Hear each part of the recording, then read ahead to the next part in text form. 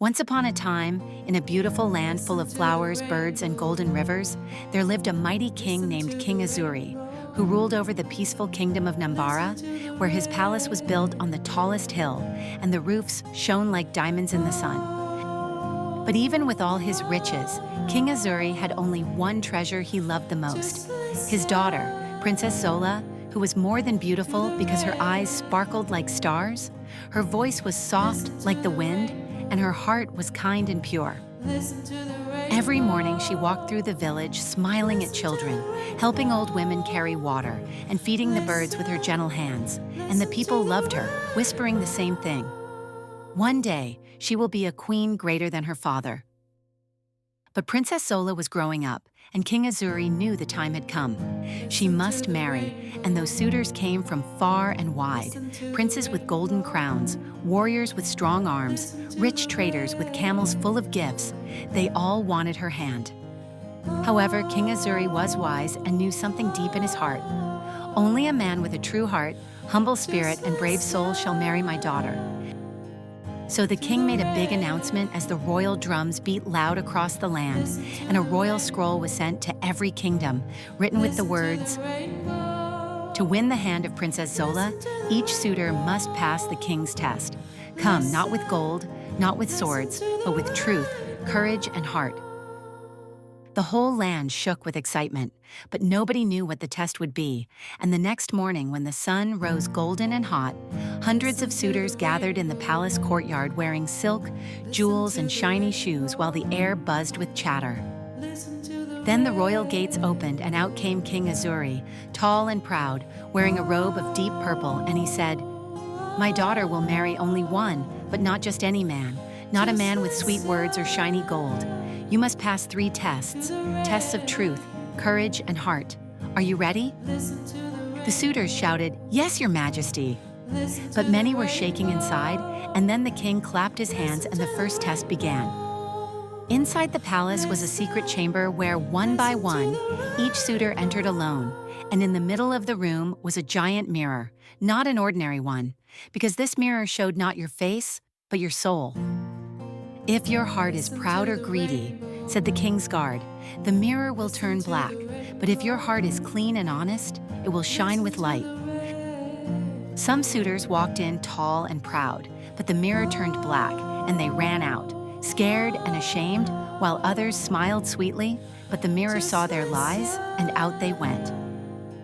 But a few, only a few, stood still before the mirror, and it glowed with white, peaceful light, and among them was a simple farmer's son named Tayo, who wore no jewels, just plain clothes and dusty sandals. But when he looked into the mirror, it shimmered bright as the moon. The king, watching through a secret hole, raised an eyebrow and whispered, "Interesting." The next morning, the king took the remaining suitors into the dark, whispering forest, where the trees were tall, and the air was cold, and strange sounds echoed through the trees. "You must walk alone," said the king. "Find your way to the golden hut at the edge of the forest, but beware, the forest tests your fear." One by one they entered, and some heard whispers in the trees. "Turn back, you are not good enough." And they ran away, while others saw shadows of beasts and fell to the ground crying.